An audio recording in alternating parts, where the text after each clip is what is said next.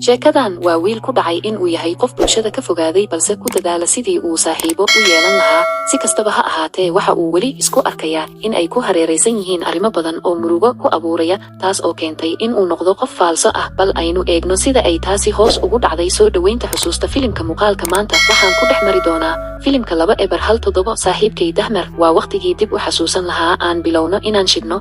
Filimka wuxuu ku salaysan yahay sheeko dhab ah, isagoo ka hadlaya nolosha Jeffrey Dahmer oo ah nin Maraykan ah oo caan ah. Dilaaga isdaba jooga ah ee dilay 7 nin wuxuu ahaa maskaxiyan buuxda, kufsaday oo la jarjaray oo la cunay isagoo dhibanayaal ah. Bilowga filimka waxaan aragnaa ninka markii uu ku jiray maalmaha dugsiga sare wuxuu ahaa dhalinyaro bulsho ahaan qalafsan sideed eber meeyadii kadibna wuxuu noqday waxaa lagu yaqaanaa maanta. Muuqaalka waxaa ka muuqda dhalinyaradii oo ku dul fadhiya baska iskuulka oo dabcan aan wax shirkad ah lahayn. Si kasta oo basku u dhaqaaqo waxa uu dhaafayaa nin oday. Wiilka oo eegaya ninka oo jecel waxa uu aaday dariishada dambe ee baska, uu soo istaagay si uu eego orodka. Waxa ay u muuqatay in uu ku mashquulay darawalkii baska oo arkaya una sheegay in uu fadhiisto ninka oo aad moodo in xitaa markuu baska ka soo degay uu si xamaasad leh u eegayo ninkii guriga yimid. Dahmer wuxuu arkay hooyadiis Joyle oo la hadlaysa qurxinta gudaha, u muuqata inay dib u hagaajinayso gurigooda. Ninkan ayaa qaba curyaan maskaxeed. Dahmer wuxuu bilaabay inuu ku daydo.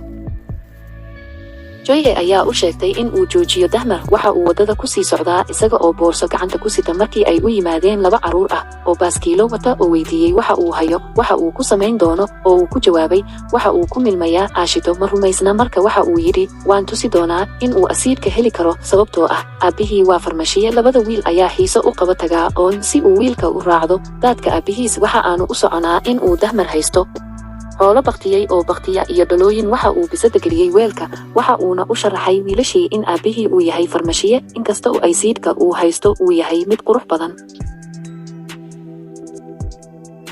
daciifnimo sidaa darteed waxay qaadanaysaa muddo bil ku dhow in si buuxda loo milmo. Mid ka mid ah wiilashii ayaa weydiiyey sababta uu sidan u sameeyo, wuxuuna u sheegay in aan jeclahay lafaha ay i xiiseeyaan. Waxa uu u sharaxay in uu jecel yahay in uu arko waxa ku jira jidhka makhluuqa kala duwan. Wiil kale ayaa ku tilmaamay Dahmer sheegashadiisa isagoo sheegay in dhalooyinka aysan haysan wax aan ahayn biyo dhoobo ah. Dahmer kadibna mid ka mid ah dhalooyinkiisii dibadda u soo saaray oo ku jajabiyey it on the ground, isagoo ku buufiyey aashito iyo xayawaan ku milmay dhulka. Dahmer waxa uu casho la qaatay hooyadiis, aabihiis Lionel iyo walaalkii ka yar David. Cashada ayaa ah mid aad u kacsan iyada oo qof kasta uu midba midka kale ka hadlayo. Hilibka madow. Dahmer ayaa aabihii weydiiyey bal inuu heli karo aashito xoogan si uu isticmaalo. aabihiis ayaa sheegay inuu arki doono waxa uu samayn karo. David wuxuu ogaaday in hilibka digaaga uu casaan yahay oo aan la karinin. Aabihiisna wuxuu xaqiijiyey in Joyle ay ka yar tahay tan, iyagoo ku faraxsan inay diidaan cunto karisteeda oo ay dejiyaan qaanuunka cusub ee guriga. Waxaanu cunnaa qaladaadkeena. Joyle ayaa tiri cashadiina way sii socotaa. Iyadoo casho ay socoto, Dahmer aabihiis ayaa si cad ugu cadeeyey inuu doonayo inuu noqdo habka bulsho badan sida dhabta ah.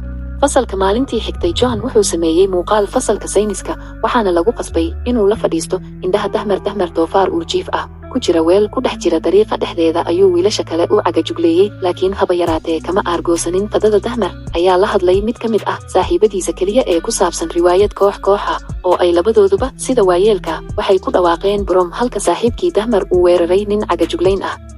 Kadibna waxaan sii wadnaa si aan u aragno inuu xaday xayawaanka dugsiga uu ku dhuftay. Dahmer waxa uu daawaday labadiisa waalid oo la dagaalamaya hooyadii, isaga oo ku andacoonaya in ay shaqada ku laabanayso, halka aabihii uu sheegay in ay hadda ka soo baxday isbitaalka dhimirka oo aanay wax shuruud ah ku xidhnayn in ay sidaas samayso. David sidoo kale markhaati ka ahaa arrintan iyo Dahmer ayaa ka hor yimid, isaga oo leh waalidiintood waa ay dagaalamaan mararka qaarkood. Waxaanu ku aragnaa Dahmer ku jira tababarka kooxda. Kadib Dahmer wuu baxay oo wuxuu arkay saaxiibkii oo keliya 2 cagajuglayn si ay isaga u weeraraan. Saaxiibkii wuxuu u yeedhay Dahmer isagoo rajaynaya inuu ka leexiyo dareenka, laakiin Dahmer wuu baxay isagoo aan doonayn inuu naftiisa dhaawaco. Wuxuuna weydiiyey David halka uu qof kasta ku sugan yahay. David ayaa u sheegay aabihii in aanu garanayn halka ay hooyadii ku sugan tahay. Jeffrey waxa uu saacado ku jiray shaybaadka. Lionel waxa uu daaskiisa ku jiiday qashin qub ah oo uu gudaha u galay. Isaga oo Dahmer shaqaynayay waxa uu bilaabay in uu qabsado weelasha iyaga oo qashinka ku tuuraya. Inkasta uu wiilkiisa mudaharaaday, Lionel waxa uu wiilkiisa u sheegay in ku filan tahay oo uu u baahan yahay in uu noqdo mid bulsho badan oo firfircooni ku leh noloshiisa. Lionel ayaa u sheegay in uu ku filan yahay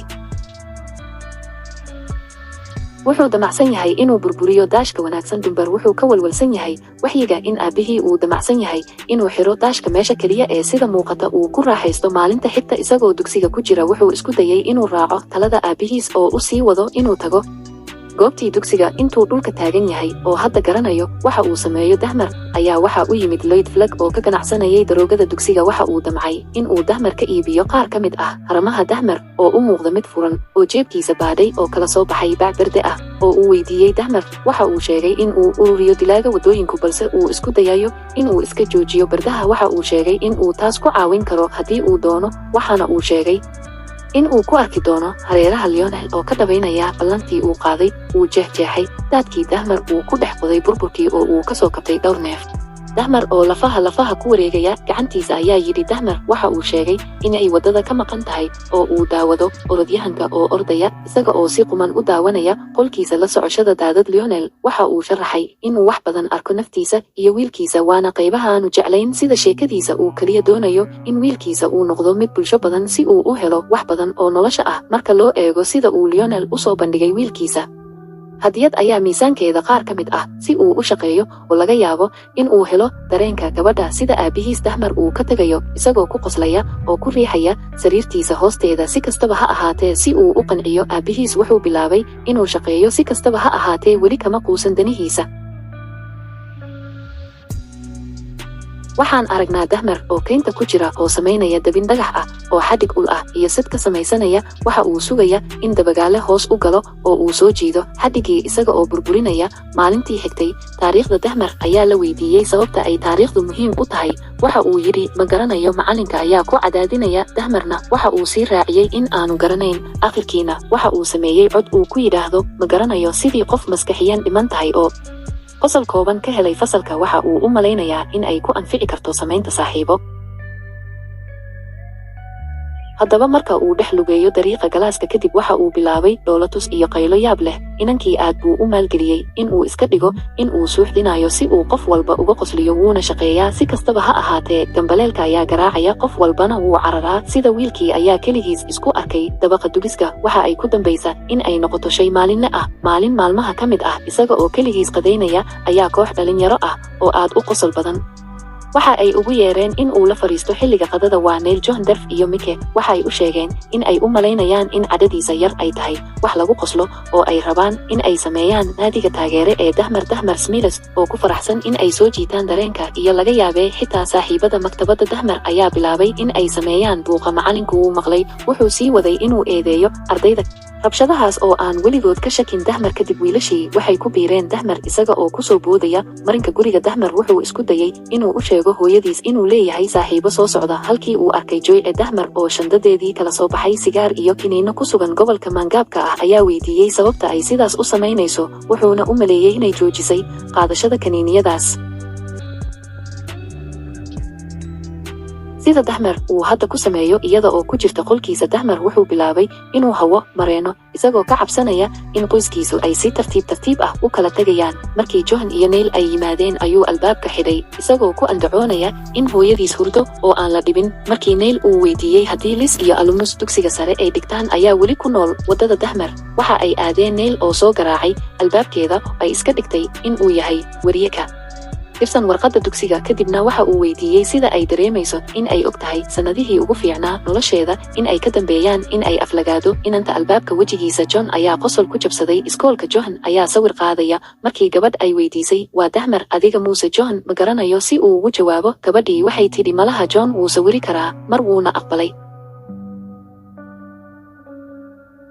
Dahmer waxa uu sheegay in uu sawiri karo inanta oo u sheego in ay dhulka u jiifto isaga oo samaynaya tamaashiid ku wareegsan iyada oo qosolka fasalka. kadib John, Mike iyo Dahmer ay aadeen kaluumaysi. John wuxuu xusay in haddii ay ku dhacaan inay wax qabtaan waa in uu dib u tuuraa marka loo eego cabirkiisa yar. Dahmer waxa uu soo qabtay kaluun, markaas ayuu John siiyey mindi si uu khadka uga soo saaro oo uu biyaha ugu soo celiyo. halkii uu Dahmer ku dhuftay kaluunka dhowr jeer oo uu gooyey naxdin ayuu John weydiiyey sababta uu sidaas u sameeyey.